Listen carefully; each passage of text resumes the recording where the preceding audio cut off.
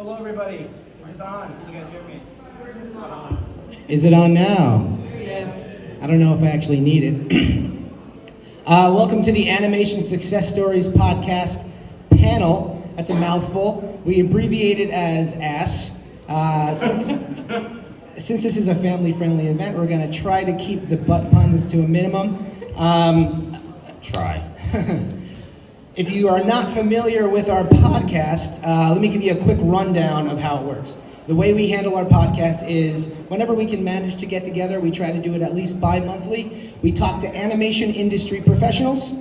We listen to their stories. We listen to how they got to where they are in the animation industry. And they give us a rundown of all of the doubts that went through their head, all of the hardships, all of the rivers they had to traverse, the mountains they had to climb to get to where they are today in the animation industry. Today we got some veterans with us, so we're really happy to have these guys. Yes, and who are we? Oh, let's talk about who we are. Okay, that's pretty good. My name's Anthony Alfonso. I work in the production end of animation. I'm a production manager right now at Starburns Industries. Currently working on a show called The Fabulous Furry Freak Brothers, which is a animated adaptation of the 1970s cult comic book. And then this is Brian. Brian, go ahead. I am Brian Newton. I'm a director, storyboard artist in animation. I'm currently working at Cartoon Network on a show called Tick and Seek, coming to HBO Max, and I can say that now. And I also directed on 4 seasons of Rick and Morty, which people seem to care about. Sorry. I'm Sabrina Matzke. I bounced back from character design and cleanup artist. Right now, I am a cleanup artist currently on Disenchantment with Netflix, which is the new Matt Groening show. And that's it. Cool. Just to give you a rundown of how the podcast started, the three of us all worked on Rick and Morty Season 3 in different facets of the production. And Sabrina had the wonderful idea of starting a podcast in animation. We met over lunch one day to talk about it. She wanted me to help host and whatnot. And Brian happened to be sitting at the table next to us. Saying he's always wanted to do this too. Yeah, and he was like, hey, I want to help. And then there you go. That was it. That's us. Yeah, and every week we have a new guest. We try to get people from different aspects of the animation world. We try to get editors, we try to get storyboard artists, we try to get voice actors, and we just want to hear their story. And we want to try to make it relatable for people in the animation industry, or people that are, more specifically, people that are starting off in the animation industry or trying to break through. Ultimately, it's a podcast about advice for the up-and-coming generation of animation industry professionals. Yeah, Cool. we've had guests that have grown up outside of the country and everything, so a lot of people keep wondering if they have to be here in LA in order to break into the animation industry. So this podcast is kind of like, it serves that purpose where it shows that there's not one conventional way of breaking in. Indeed. And today, let's get to our guest today. We're going to do a bit of a speed dating version of our normal podcast. Our podcast usually consists of us talking with one guest for about an hour and a half, and we dive deep into the cockles of their mind. Today, we're going to do an abbreviated version of that, and just ask some of the main questions that we asked on our podcast, and see what kind of stories we can hear. Let's introduce our panel today. Let's start all the way at the end over there with Brandon Mckinney. Brandon, you want to give a little quick 1-sentence, 2-sentence summary about yourself? Hello. Hi. I am a storyboard artist and sometimes director, primarily at Warner Brothers, television animation, and just finished up a couple of seasons of the new Harley Quinn animated show. So good. Sign up for that app, please, please, please. Yes. Thank you, Brandon. All right, let's go over to David. David, do you want to give a brief little summary about yourself? Yeah, I'm David Fain. I've been working as an animatic editor in television animation for about the last 10 years. I've just come off of Disney's new reboot of The Rocketeer, so Disney Junior. That started airing 2 days ago. So please watch that so I get a second season pickup. And I've done a lot of other things in my career, mainly sort of stop motion and flash animation, which is where I met Brian. And up last we have Stephen Gordon. Yeah, currently I'm at DreamWorks storyboarding on one of their TV shows that I'm not sure has been announced, and I can't go into too much detail about, but I've been in the business for over 40 years, and I've directed, character design, 2D animated, storyboarded, and whatever I can make a living at doing. Mostly I'm known for X-Men Evolution and Swan Princess. Awesome. Very cool. X-Men Evolution's great. Yeah, dude. That was a gorgeous show. All right, so let's get started. This is the way we're going to do it. We're going to start by asking some of the main questions we ask in our podcast, just to get everybody a feel of what we do on our show. I guess the most organized way to handle this would be we go down the line and you guys give us your answer. But if you feel like blurting out stuff and just being chaotic, that's kind of fun too. Shit shows are fun. So let's do it. Let's just see what happens.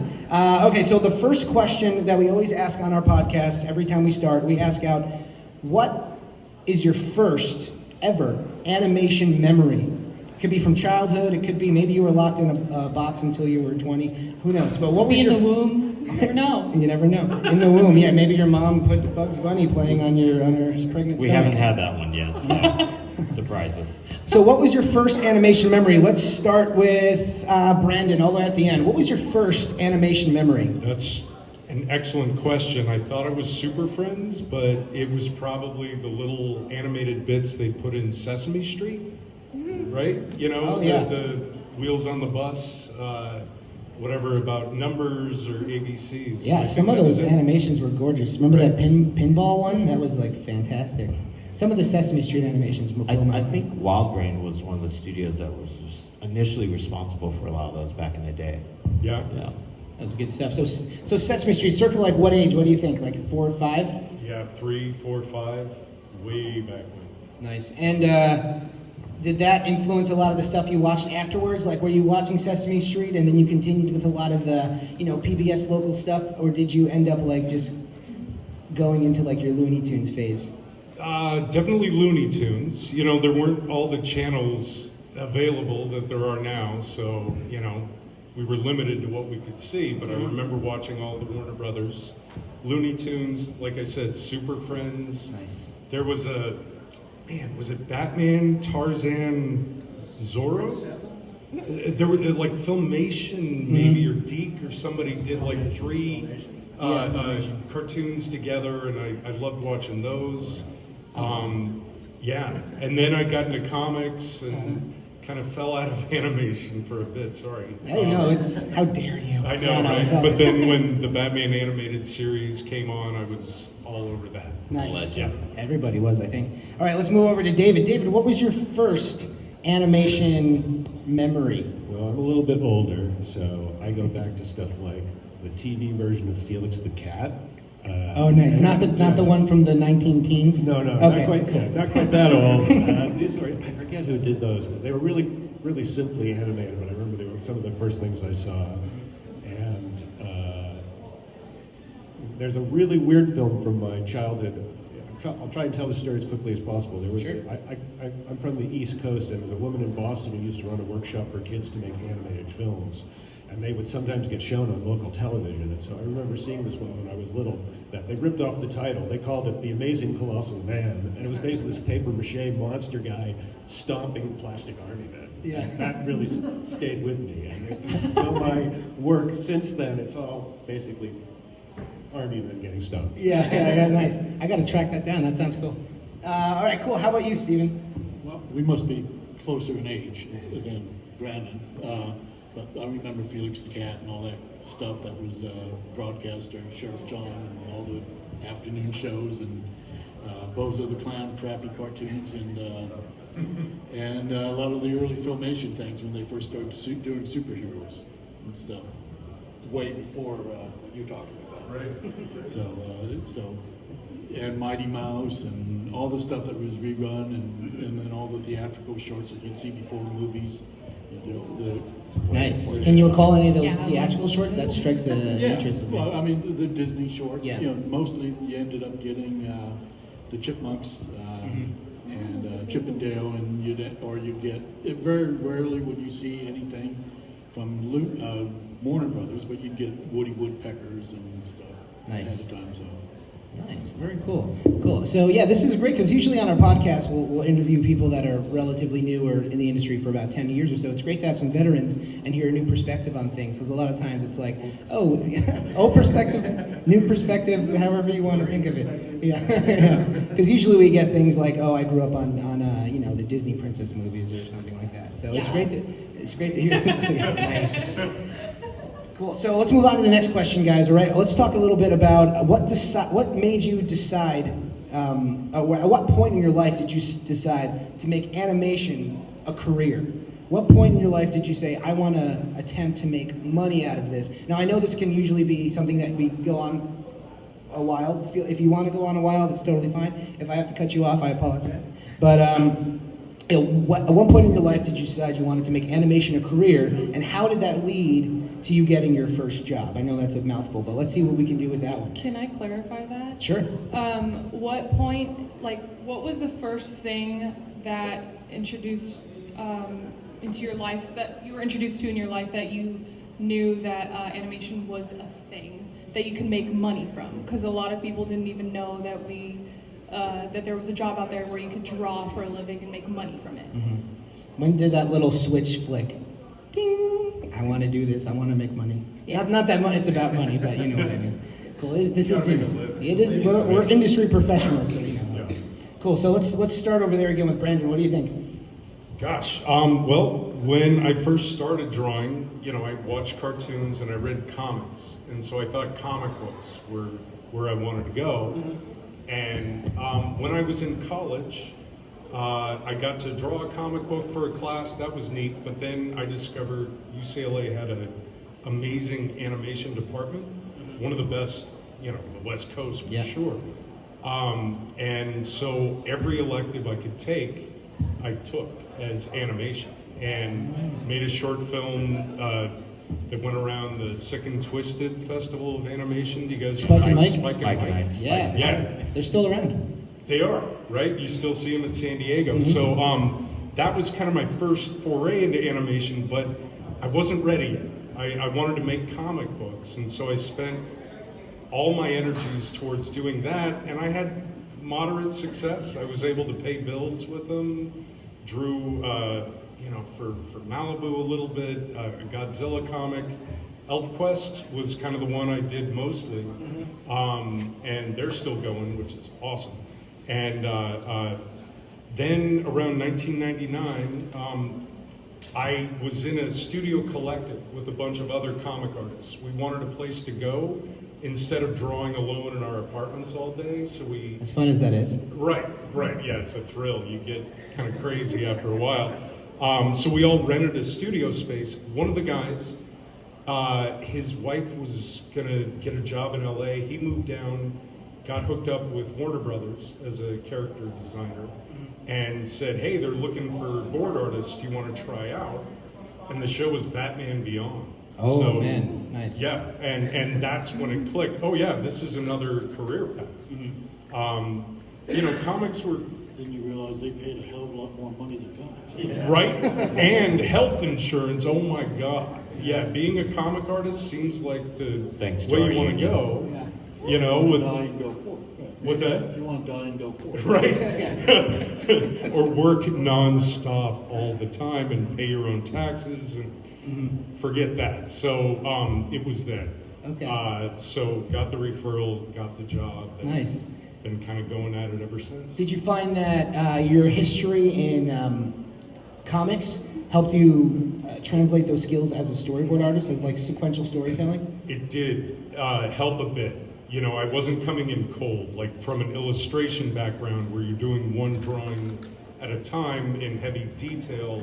I knew about sequential art, a series of panels or drawings that when you read them in sequence, tell a story. Comics and storyboards are very close cousins, but it's not just you can get one. If you get one, you get the other. Yeah, for example. Storyboards? I've never seen them. Really? They never understood. Line of action, continuity. They never understood the fact that that was a TV.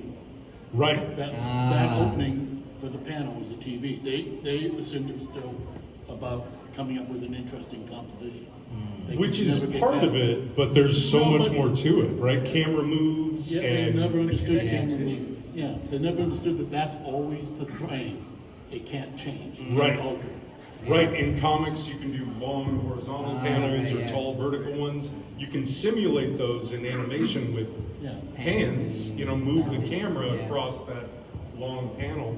But I could go on and on about the similarities Yeah, no, and that's very differences interesting. between the two. So hopefully you discourage some people that want to become comic artists. No, I'm joking. Yeah, right. No, it's great if you can get it. Yeah, sure. Follow your passion for sure. All right, so let's go over to David. David, what was your light bulb moment? In terms of when I decided I could make a living in animation? Yeah, exactly. Okay, When you well, decided I that wanted actually to comes do- pretty late for me, I think, because the way my career went was I was somebody who was interested in weird experimental films, and I started off doing optical printing work, which is kind of like how the effects were done in the first 3 Star Wars movies, and then that technology went away. But I fell into teaching, so the way I was making my living was by teaching, and I was still interested in animation and filmmaking, but it didn't seem like that was like where the core of my money was ever going to come from. Yeah. And then after I'd been back to grad school, a friend of mine called me. I was living on the East Coast, and he said he had another friend who needed a stop motion guy for 2 weeks out on the West Coast. So I flew out here and did that for 2 weeks. And at the end of that, they said, "Oh, this is a show, and if you want a job." And so I said, "Yeah, I'd like that job." What stop motion And show was it? This was for the little thing on Nickelodeon called Kablam, the Action League Now segments. And if you're interested in that sort of thing, I have a table over in the corner, and I'm bringing out some of the original dolls. That is rad. Stop by if you want to see the flesh in the flesh. So, Action League Now is specifically. Yeah, and then they ended up getting their own spin-off eventually, right? Action League now had their own well, show. the for thing a is short that, while. that spin-off was really just the old episodes repackaged. Oh, okay. I mean, they shot some new linking material, but at that point, all of us were out of the equation. So Okay. pretty sad. Gotcha.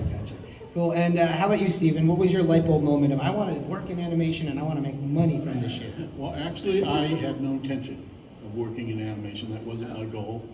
I was getting ready to go into illustration or go to school for illustration, and my teacher at the time, my art teacher in high school, saw a trade ad looking for portfolios.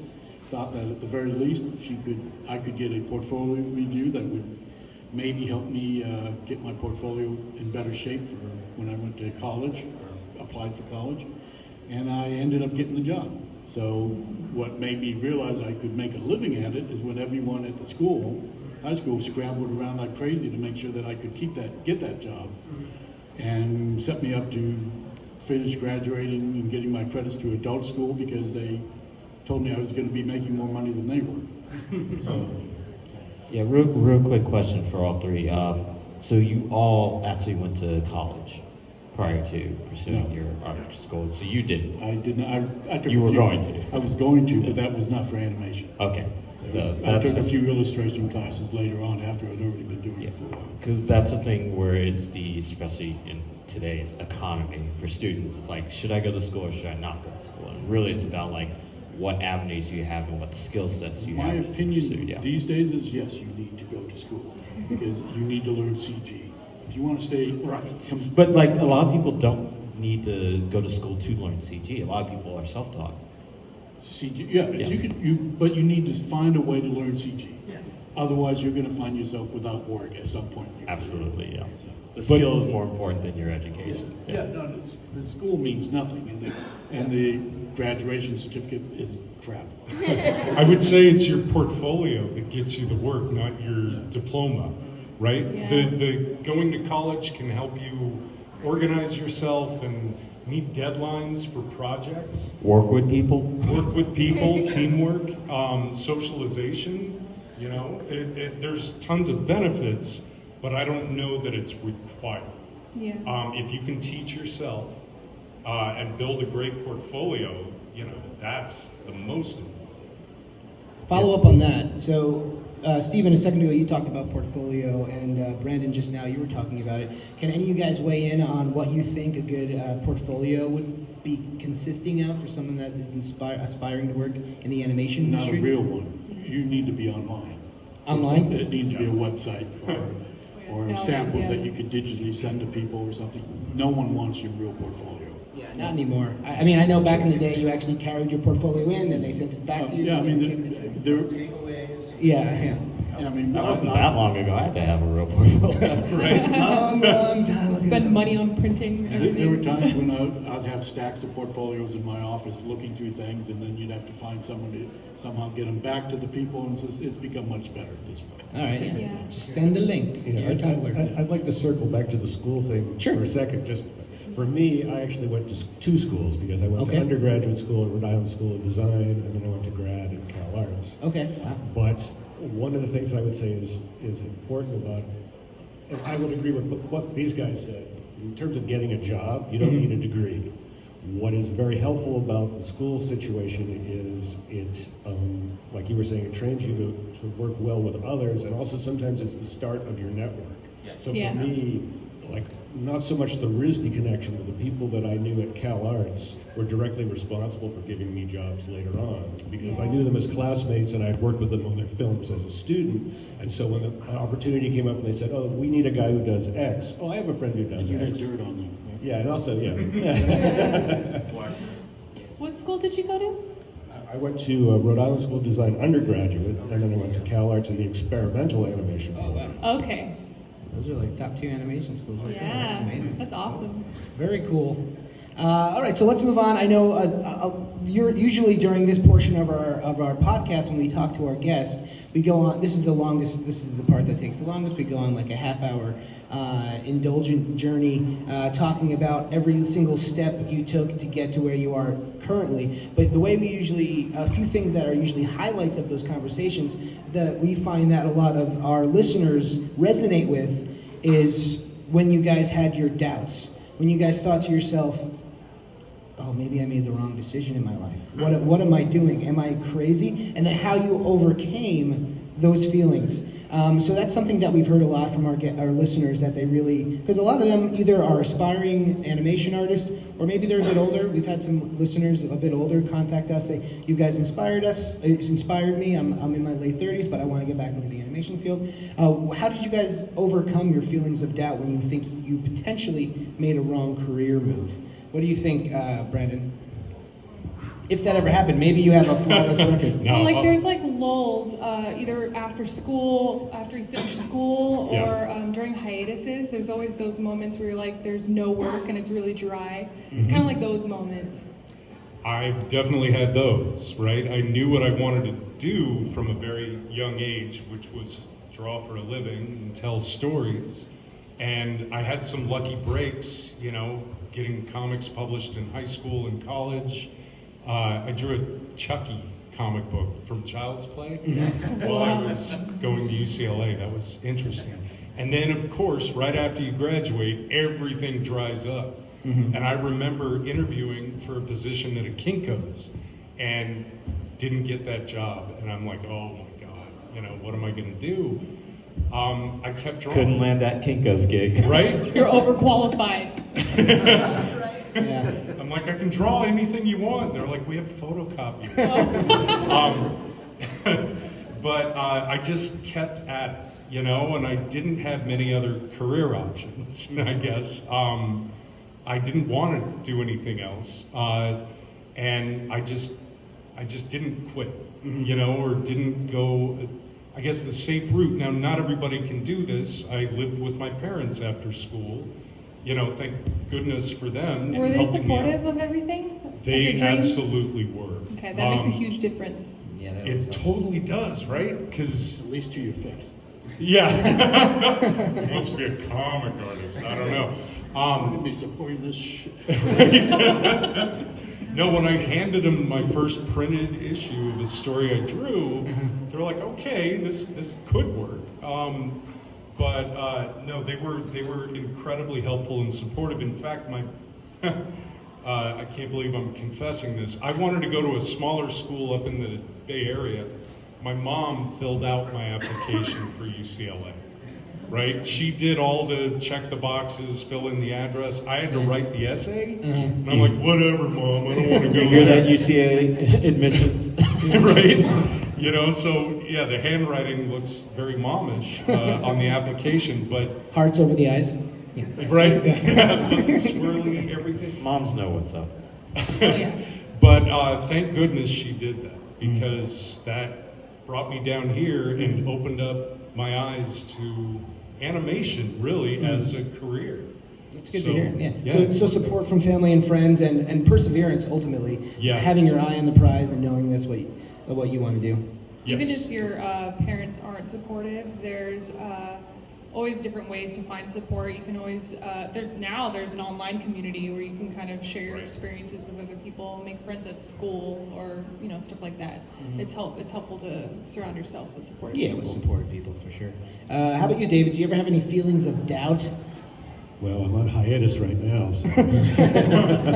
So. I was pondering this, and I was actually thinking about it. It was probably when I made a move from one studio to another. I had worked at Warner Brothers in their online division for a long time, for like 7 years. But towards the end of that run, the unit kept on getting smaller and smaller and smaller. And I had a friend over at Cartoon Network who I had spoken to. She was a producer, and they had a project over there she thought I would be good at. So in my mind, I was jumping from a slowly sinking ship to another ship that was passing by. Yeah.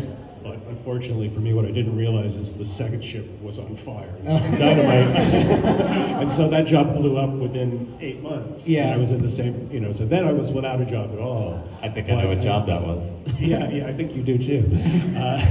But for me, what ultimately happened, and this happened to me a number of times, and it may be about to happen again, is I've had to reinvent myself. So I started it as a stop motion animator. Okay. When that work dried up, I taught myself Flash and became a Flash animator. When that work dried up, I learned editing and I became an animatic editor. Wow. So, Yeah. and in Wide between skill there, set. I also teach. Yeah. I've done other things that I don't want to, get into too long a list, but the main gist of it is if the work dries up in one area, find something else that you can do that's adjacent or related that you still like. Yeah, something that's related either tangentially or somehow. So cast a wide net. Right, that you're able to take advantage of your experience. And going back to the school thing, it's like when I was in undergraduate school, I didn't know what I wanted to do. I started at Brown University and transferred to RISD. That's how confused I was. So I started off as wanting to be a writer, then I wanted to be an actor, then I wanted to be a filmmaker. Then I decided, it's much better to be an animator because you can be God. And real quick on all those points is that each of those experiences forms another. It's all like building on your power, essentially. Yeah, exactly. Yeah, I mean, I've heard multiple times from different people that if you want to study in animation, find one thing you're really good at and hone that skill. But I think it also helps to definitely have a wide variety and eclectic skill set, because then you can kind of bounce between different things. Like you said, especially speaking as someone in the production world, you need to know a little bit of everything in order to execute all your tasks properly, communicate with the artist and whatnot. So I think that's a really good bit of advice that I haven't heard before. Nice. How about you, Stephen? What do you say? Did you ever have any feelings of doubt? Yeah, anytime I'm looking for a new job, I have doubt and worry. Yeah. I mean, I'm coming up on another layoff soon, and I'm starting to look around, and it's difficult. It's always difficult, especially, unfortunately, the older you get, the less peers are around to hire you. It's all peer related as far as hiring in the industry to a large degree. If you don't know people in the industry, it makes it very difficult to get hired. When everyone I know is dying or retiring, it makes it difficult. So, Understandable. Yeah. Do you think networking is the key to? yeah, networking is paramount, and being on good relations with everyone. I mean, I've been very fortunate that I've only had a couple months at a time throughout my career where I've been unemployed. But those couple months are very grueling. What do you do to stay motivated? Try to keep finding work. It's not easy. It's very difficult to do it. You just keep knocking on doors and networking and hoping that you land something. I mean, eventually I do, and a lot of people do. It's just, and usually it's not the jobs that you're looking for or the seeking. It's the ones that come in from left field that I've been most successful with getting. I mean, the ones I'm not expecting. That makes sense. So keep your eye out. So don't just look in the obvious places. Keep your eye out, in the peripheries of everything, because that's where something Yeah, can pop up. be open to new opportunities, because, basically when I was at a studio, they ran out of Flash work, and I was like, is there something else I can do? And they said, well, we're doing this other show, and it's in Flash, and the animatics will be in Flash, so you know that program, you can do that. And that's, again, led me to 10 years of doing that. Well, absolutely, don't get into the industry saying, I'm just gonna be a character designer. You will not last. If that's the only thing you're gonna learn to do, then you've got a short career ahead of you. Yeah. You need to find many other things to do, because most character designers that actually start a show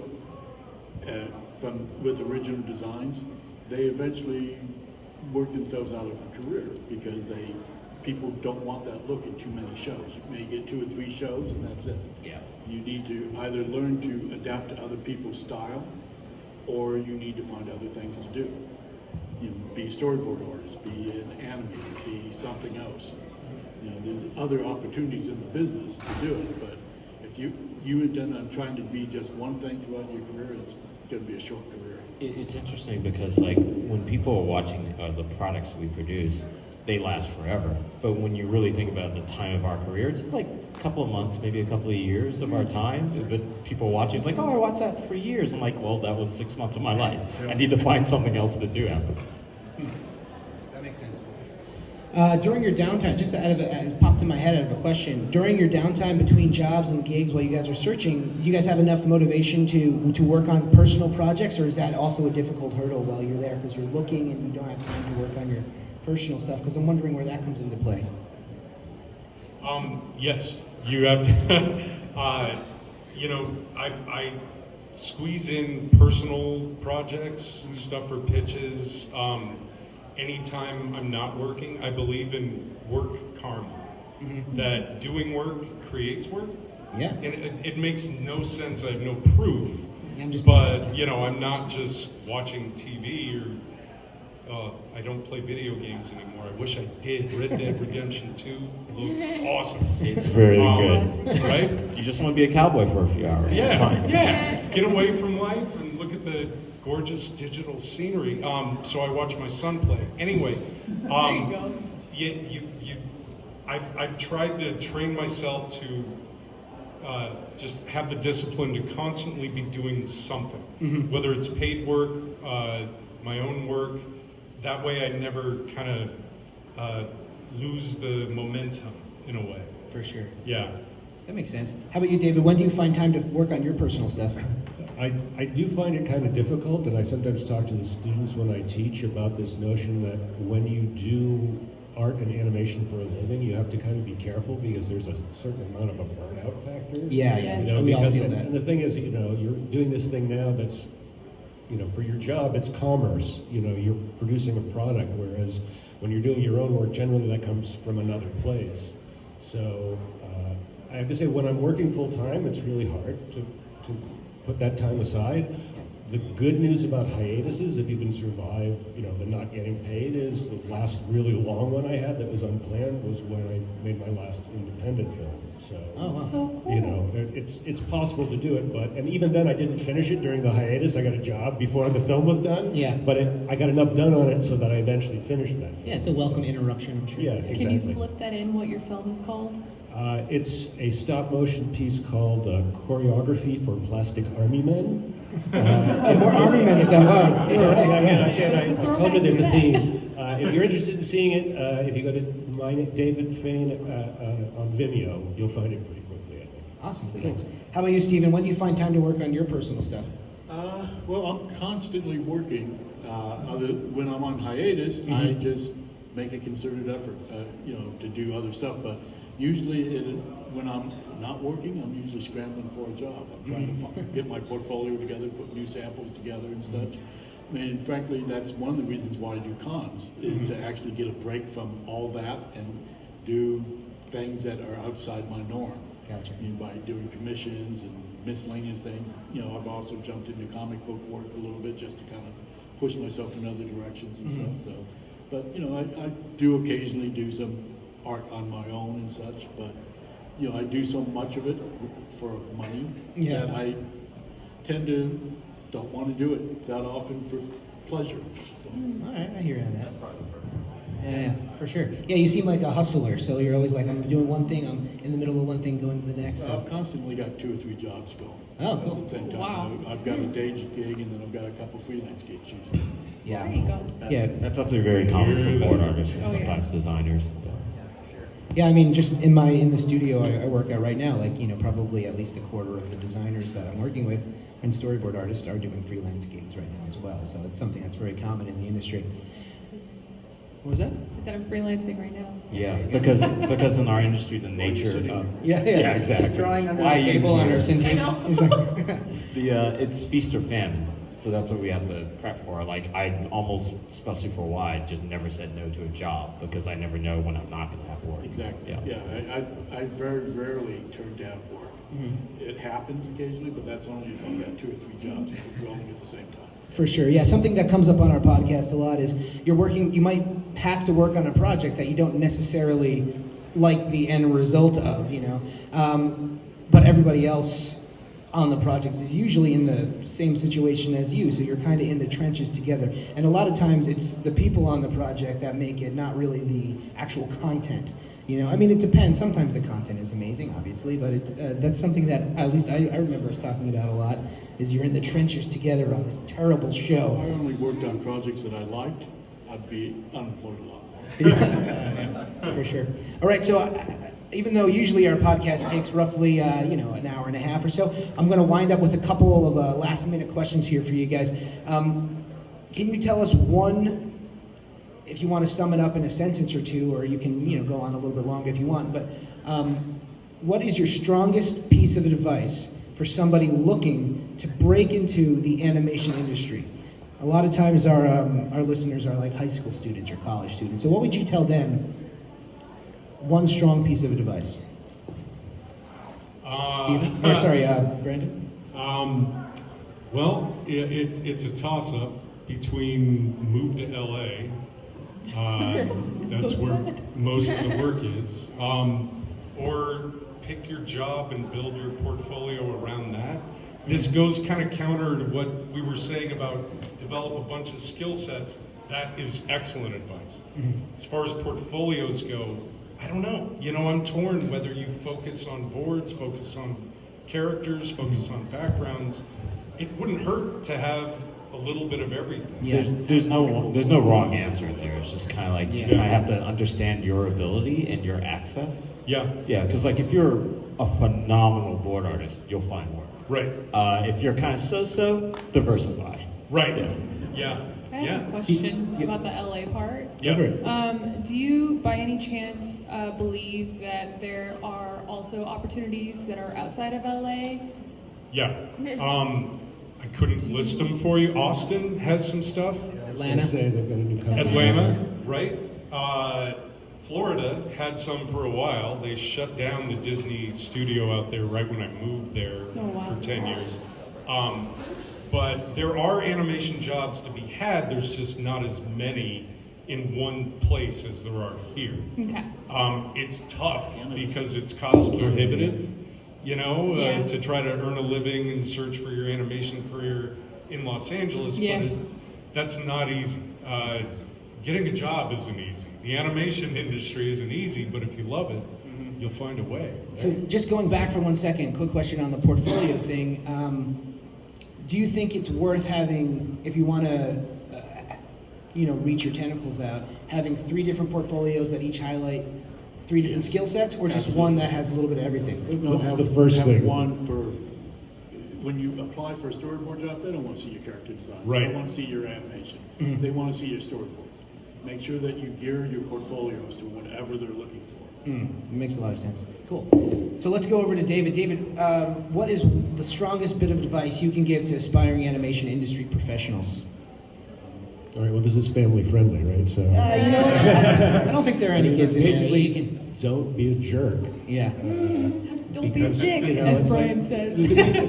You were saying, somebody was saying, like, if you're a really good storyboard artist, you're going to get work. Well, yes, you will, but if you turn out to be impossible to work with, you won't get it again from that particular person. Fans of the podcast know I have my scale. Yeah. It's like, There the are better you those. are, the jerkier you are, put you right in the middle. It's Right. like, well, this person can do it, but I don't want that problem on our production. But if you're super nice and super awesome, yeah, that Yeah, person's exactly. always getting It needs to balance out for Yeah, sure. but the nicer, you know, again, it's a team sport, and somebody was saying how you're down in the trenches with everybody on, you know, even if you're on a production you don't particularly dig, or maybe the studio itself is problematic, but the people that you're working with on a day-to-day level, those are your people. You know, and I always say working in animation is kind of like being on a sports team or involved in like a play when you're in high school. You come together and you do this thing for a short period of time, and you all pull really hard for a common goal, and then it's over, and you go, see ya. Yeah, well, Yeah. and you have to remember, you're seeing these people almost 24/7 because you work full time with these people, so you Some have more to than your tolerate family. them to some degree. Yeah, for sure. No, I agree. Yeah, don't be excuse my French here, but we say it all the time. Don't be a dick. We say it constantly on the podcast. Dick. That's something that comes up constantly. Like we hear it. I think that's almost as common as like saying, I think, networking. Those are the top two advice that people give: networking and don't be a dick. So And be nice to the production people, the PAs, the PCs, everyone, because they will be your bosses. They will start making more money than you at some point, and you want to make sure that you were nice to them. In some And they're cases, yes. Lowly PAs. yeah. They, They'll they remember scale you. up pretty quickly. So Stephen, is that your strongest bit of advice, or do you have anything else? No, my strongest bit is marry well. Is what? Marry well for emotional support and financial support. Someone who's not in the industry. Someone whose job is going to continue when yours doesn't. Because we're in a Wow. very nomadic, industry that we go from job to job. Sometimes 6 months is a long time.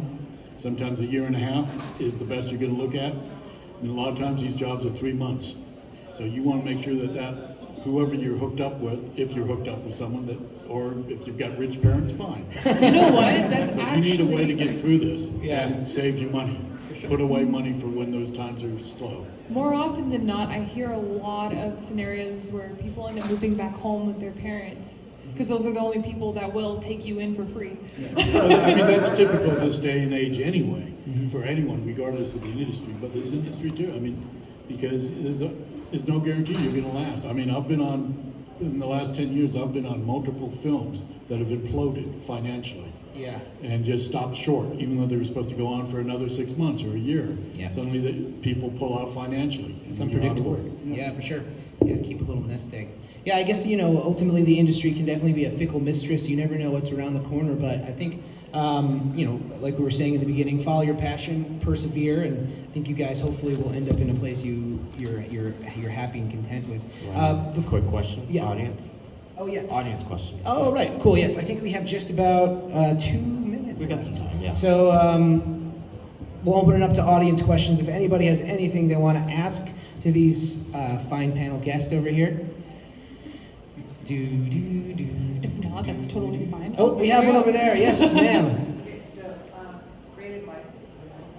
Thank you. If you are in the animation industry, but are trying to own your own studio, should you still work for a studio while you're doing the That's a really good question. That is an interesting Can you one. reiterate that out loud? Yeah, sure. So the question was, if you want to one day own your own studio, or you're working towards owning your own animation studio, do you think it's worth working at another studio while you're doing that? Do you guys want to answer? Anybody want to chime in with that? Well, I would certainly think that prior to owning your own studio would be a good idea, just to get the inner workings. And I would think that it would sort of depend on how much work your studio is bringing in, if you can afford to quit the other studio job. I could also see that it's going to divide your focus if you've got a regular 40-hour week or 60-hour week job in our case, and then you have to do your own thing on top of it. But I can see where it might be okay at a starting point. But I think at some point you're going to have to commit fully to your own studio. It's just like money saving, and then potentially too like a partnership as well to like help keep the momentum going for the new studio. Most studios start up because they're offered work. They usually don't say, I'm gonna start a studio and try to find work, because that's not really a studio at that point, that's just a dream. I mean, it's always better, I mean, most of these studios that have started up, it's because someone offered them work, Hanna-Barbera, Filmation. And they got off with that work because they had connections, usually from work doing other projects Right, or working yeah, with because they studios, worked yeah. elsewhere. I mean, Film Roman started because he was working for Melendez, and he couldn't take on the Garfield stuff. He didn't have time to do the Garfield stuff. So Phil Roman started Film Roman to take on the Garfield stuff. So Ultimately, probably yes. All right, so we may have time for one more question if anybody else has one. Yes, ma'am. So what would you guys suggest for like an aspiring animator? What apps to download so I can build up their skill sets? For sure. That's a really good question. Do you guys have anything, or do you two have something you want to chime in about? depends on what you're doing. Are you trying to animate or storyboarding? Storyboard Pro. Storyboard Pro, yeah. Yeah, no, only TV. Storyboard Pro is of no use in features. It depends on what you want to do. If you want to, I mean, you should learn Storyboard Feature Pro. they use Photoshop? Photoshop and Yeah. Flicks, usually. If you want to do both, which is always the smartest thing, is to try to learn both. Learn Storyboard Pro and Photoshop. Make sure that you know how to do those. And then there's plenty of storyboarders online. Just follow them, see what they're posting, see what they're doing. There's some books out. I can't speak to whether or not a lot of them are great books or not, but there are some books out there. You just have to kind of pick and choose and learn your stuff. Sure. Cool. There's a lot more material out there for you guys than when we were coming up. I mean, there was almost nothing. I mean, it was literally going to the library and finding the one book in the film section that's tucked over there. Oh, this says animation on it. No internet, no social media. Yeah, For sure. Now you have tons of resources to mine.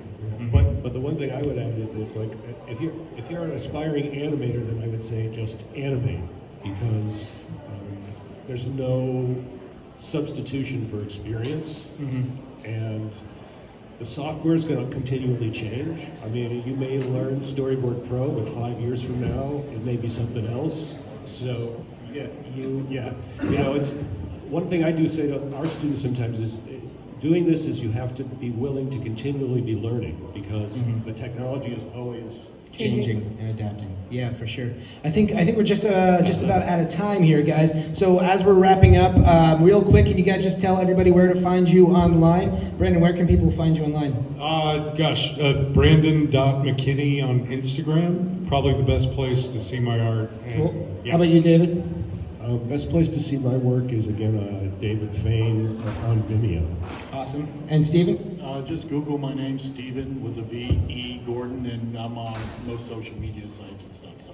Check these guys out. They're Yeah. amazing. We Thank really you. appreciate you guys coming on Thank you our guys. podcast Our first today. panel. Yeah. Our first panel. That was our first panel ever, so thanks for bearing with us. We really appreciate you guys. Were amazing. Thank you so much. You were great too. Awesome questions. Thank you. Thank you. Appreciate it, guys. Give them one more big round of applause.